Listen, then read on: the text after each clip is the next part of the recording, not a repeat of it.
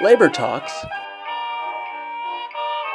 recorded at Chippewa Valley Community Television in Eau Claire, Wisconsin. Hello, and welcome to Labor Talks. Today's special guest is Carrie Ives. Carrie currently serves as the Chippewa County Executive Board member for the Greater West Central Area Labor Council. Welcome to Labor Talks, Carrie. Thanks for having me. She's also the co-chair for AFSCME Local 2748. That's a state local, correct? Yes, actually we have chapters because we're a statewide union, so we have different chapters, so I am the Chapter 9 chair. Chapter 9 chair, okay. Tell us a little bit about you, Carrie. Well, let's see. I am currently a social worker for the Department of Corrections. I'm very involved in the community with labor, you know, the Greater West Central Wisconsin Labor Council. I really am somebody who likes to try to find ways to improve people's lives and, you know, just fight for the little person, you know, because it just seems like we're always taking a hit. And that's why I started really becoming more active in our union after Act 10 and everything like that. You know, just things kept getting taken away and continue to. And if we as the people don't start sticking up for each other and, you know, and everybody else, who's going to do it for us? And I think we take a double hit. Yeah. As labor and females, we take a Right. double hit, especially in this state. We know our governor doesn't care about what we think. So, what else? Well, I think there's challenges that we face, you know, as a social worker and as a substance abuse counselor.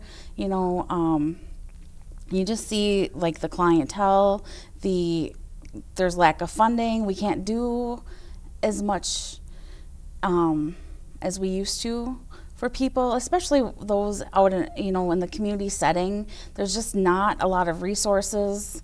I mean, even with personally, you know, my father just got injured, and trying to find him some resources to come help him out at the home, because, you know, I have, you know, my 40-hour job and everything else, and he doesn't live that close to me.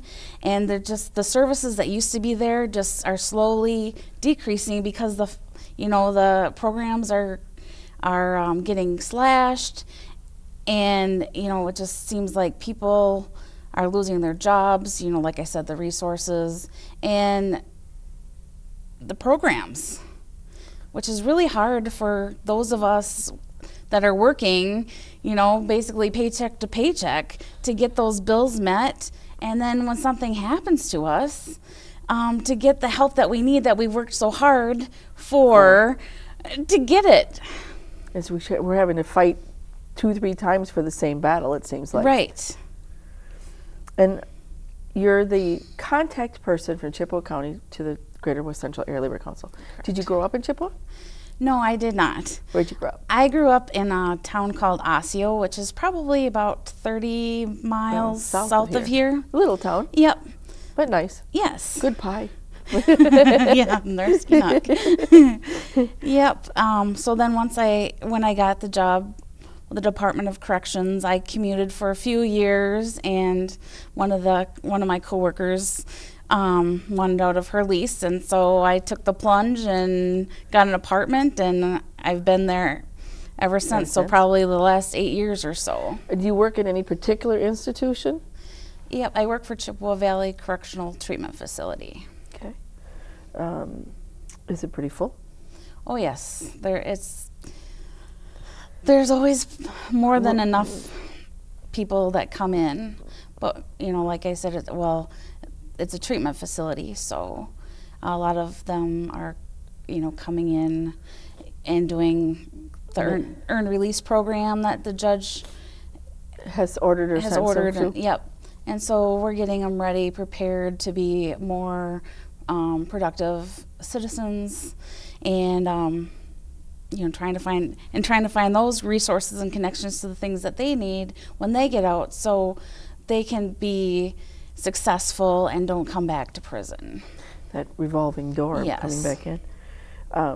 and then you're a social worker for the corrections, and we've kind of been talking about the challenges. What other challenges do you face every day in your job? Is it dangerous? Do you feel? Yeah, I mean, yes. I mean, it's a prison.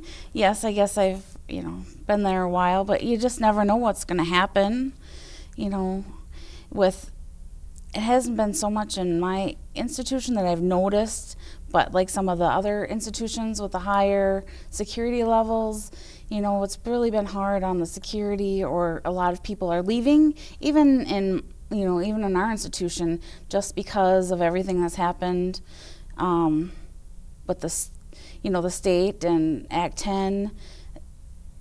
And it doesn't seem to be that much of a positive place to work anymore. I mean, not that prison was a happy place to live, but now it just seems like we've lost the camaraderie and the picking each other up. It just seems like it's more knocking people down and one person for themselves. That's too bad. I know I feel sometimes that we're becoming a prison state because we have so many prisons, and I know there are other states that send their people here as well. Right.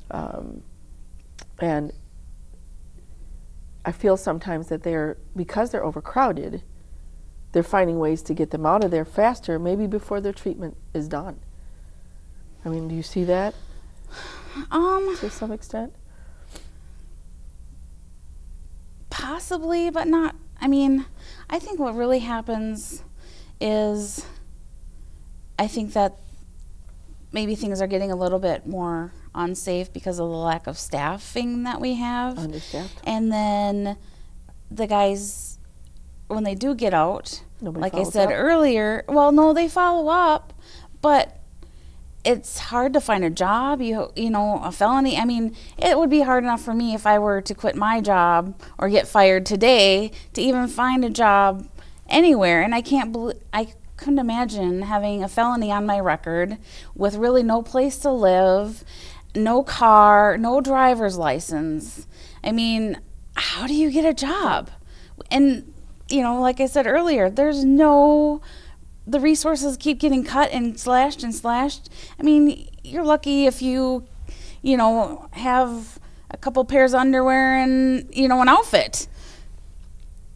It's it's just a big, vigorous circle. And bringing them back, and why that's one of the reasons I think they commit another crime or whatever, so that they can get in, because they know they're going to be taken care of there, and they don't have to worry about room and board and medical and things like that. And that's really, you're right, that's really sad. Possibly. I mean, they really want to try, but when we don't have, and when you live way out in the boondocks, I mean, there's no bus service, there's nothing, there's no internet to apply for a job, and then for somebody to come get you and bring you to town, and then it's a mess. Yeah. In your opinion, how damaging has the Governor Walker's budget been to our state, especially as you see it every day? His budget, like I said, the loss of jobs, people, companies are moving out of our state. We've had resources, but we have less resources now. He expanded the earned release program, which could be a good thing to get, I'm not 100%, maybe to get them out earlier, like you had said, but you can't push people out the door without a plan. Right. And if they're not ready. Yeah. And if they don't, like you said, if they don't have the resources of where to go to make for that next spot, they're going to end up back in there. Right. And it's also, with the different places, with, moving out of the state or just any of the jobs, morale, like I said earlier too, has just gone down. There's no rewards anymore. There's a little sense of pride in what you do, but isn't like what it was prior. I mean, yeah, we had our problems, but it's just, you would think that as we continue to grow and develop, we would become stronger and, you know, not face as many issues instead of it just backsliding and taking away all those rights that the people before us fought for.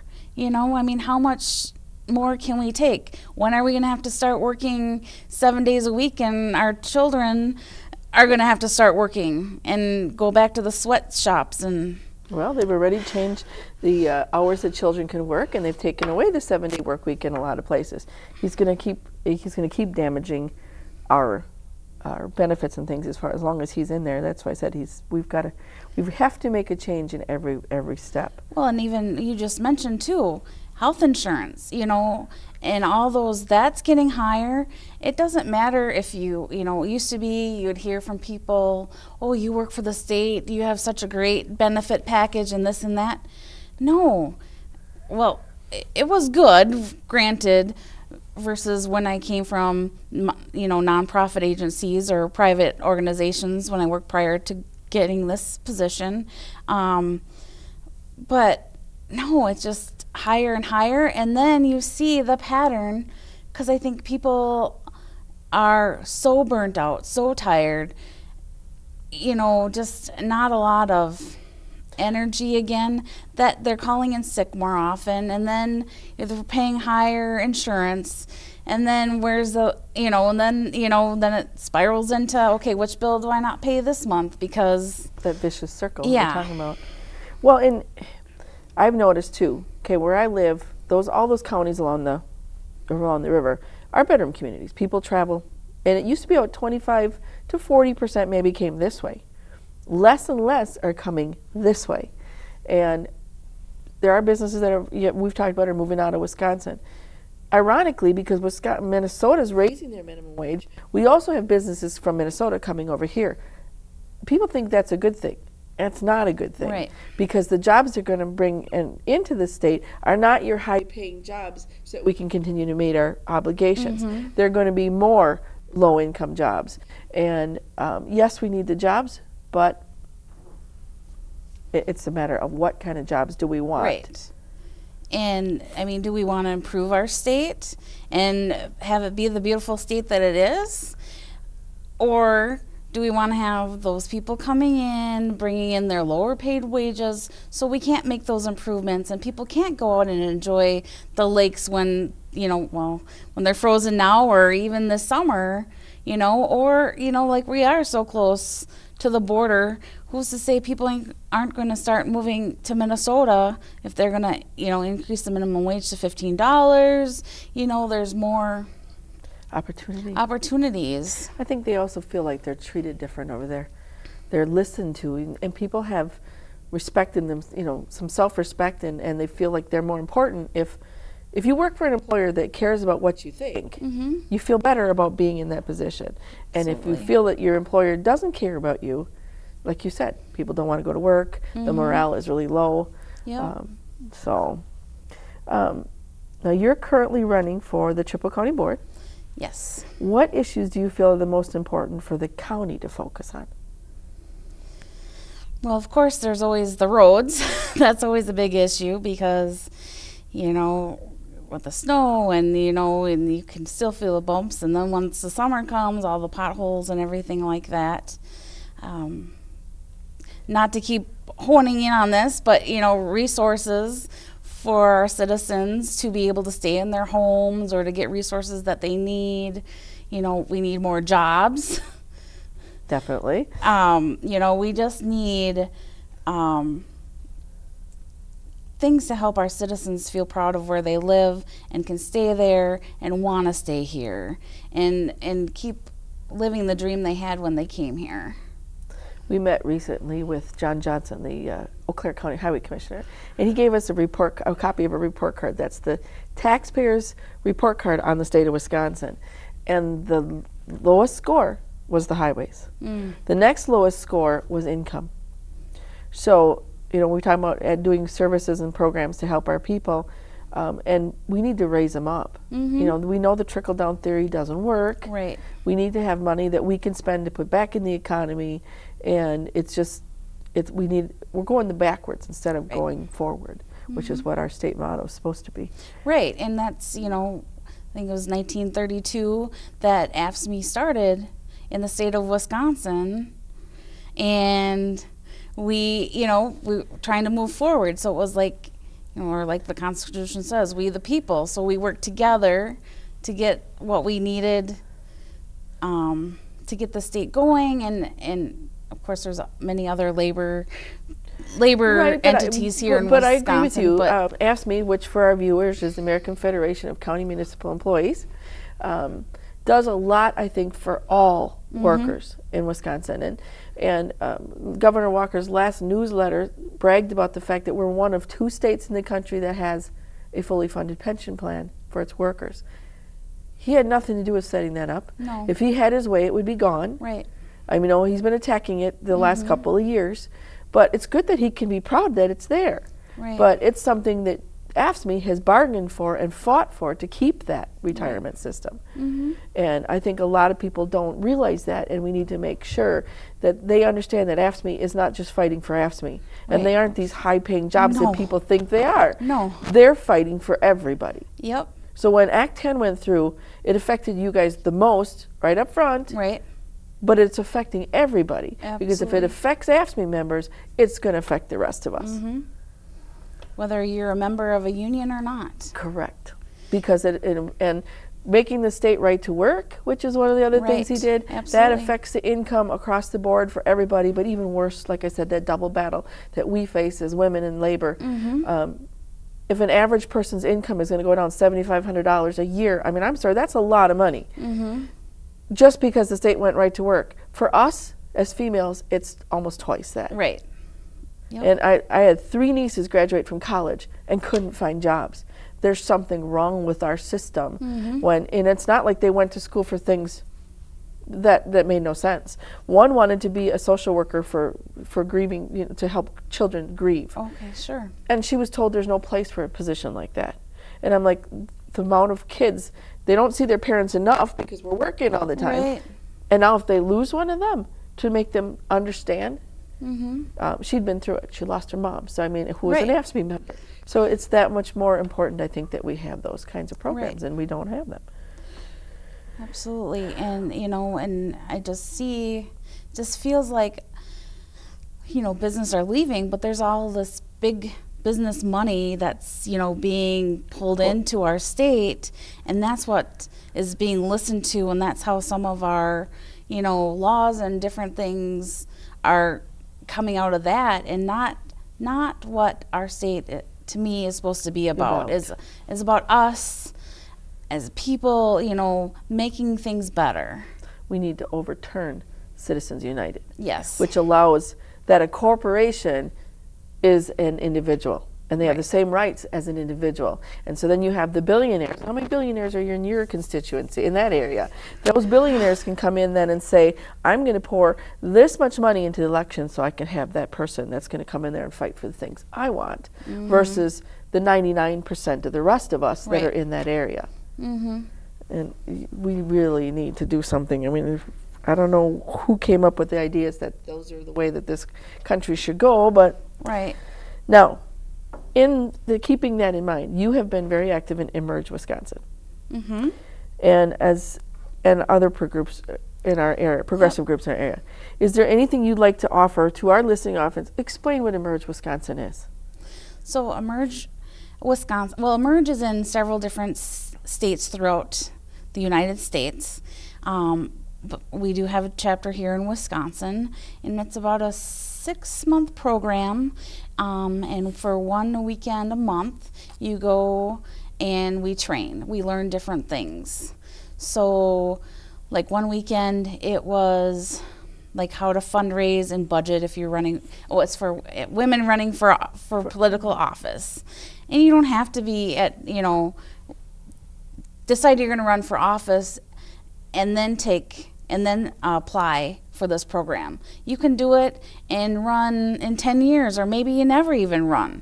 But it's a really awesome opportunity to learn people. You know, you get to shadow somebody down in Madison at the Capitol for half a day and what they do. So if you never, you know, witnessed that, they talk about the budget and the different how to run a campaign. We did a I can't think of what it's called, a diversity weekend. Very powerful.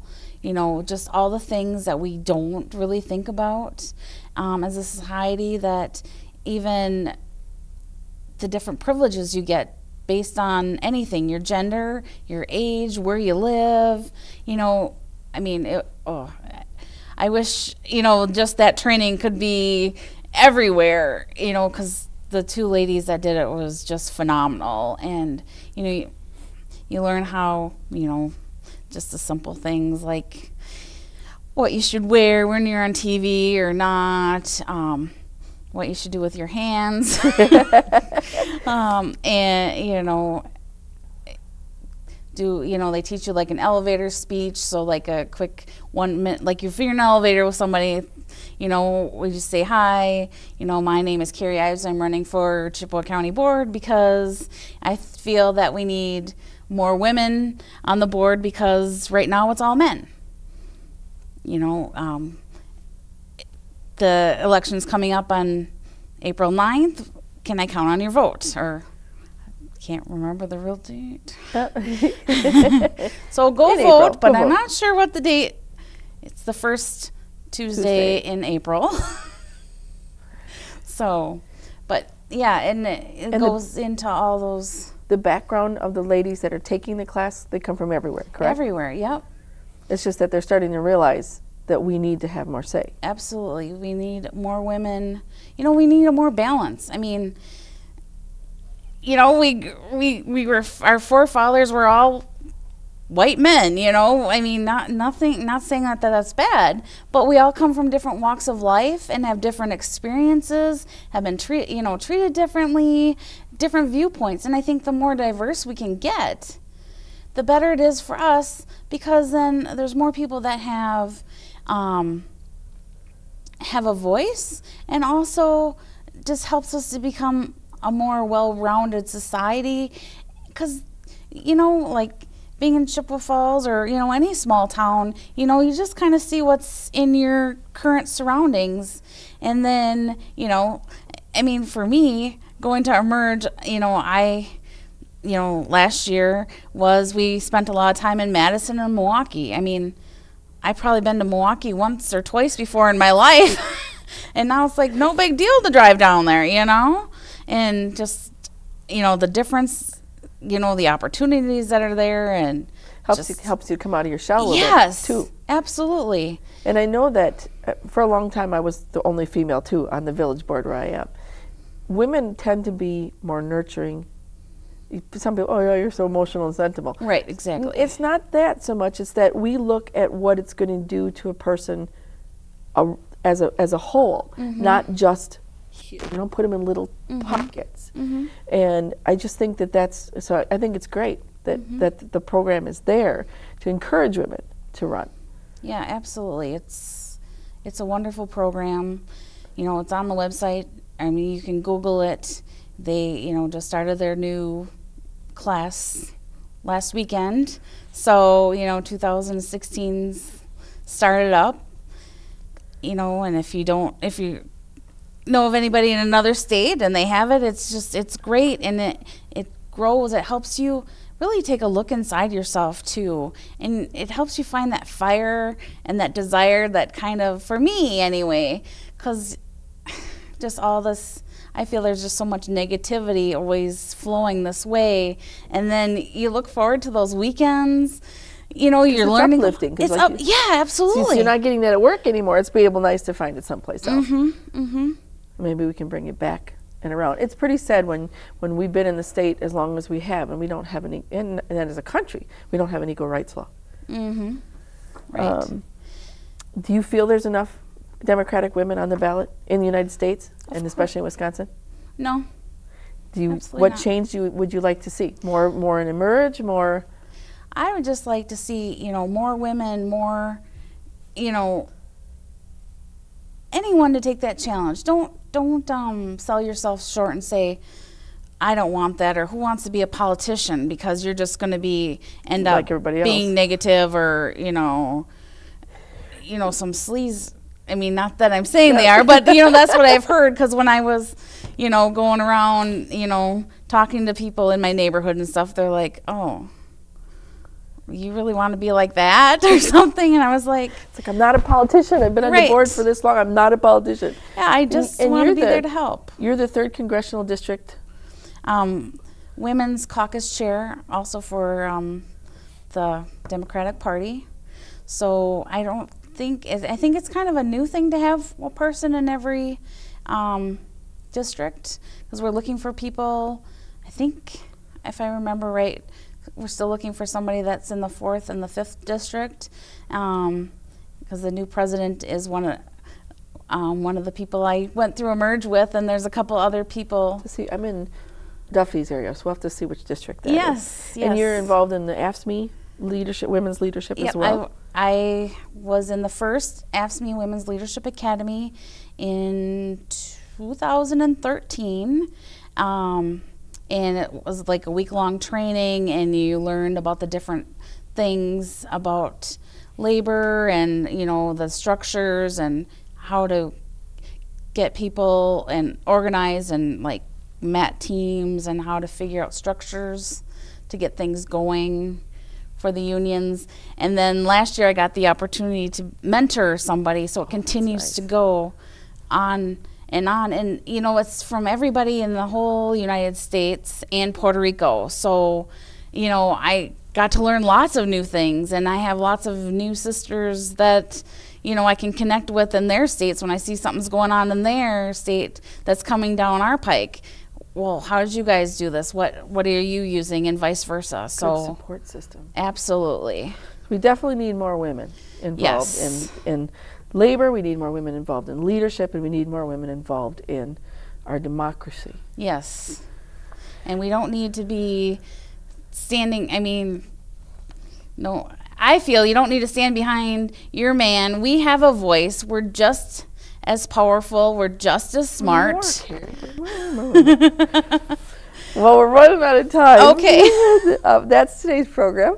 My thanks to our viewing audience, and especially to Carrie. Thanks again for coming. You're welcome. Thank you. Our program wouldn't be successful if we didn't have people that could come and talk with us. My thanks also to those folks working behind our cameras, who not only make the show possible, but give a voice for us, for a place for our union voices to be heard. A final note, Labor Talks is on channel 993 twice weekly. You can also use your favorite search engine and keywords with Labor Talks and CBC TV, and find us on YouTube. Thanks for joining in today.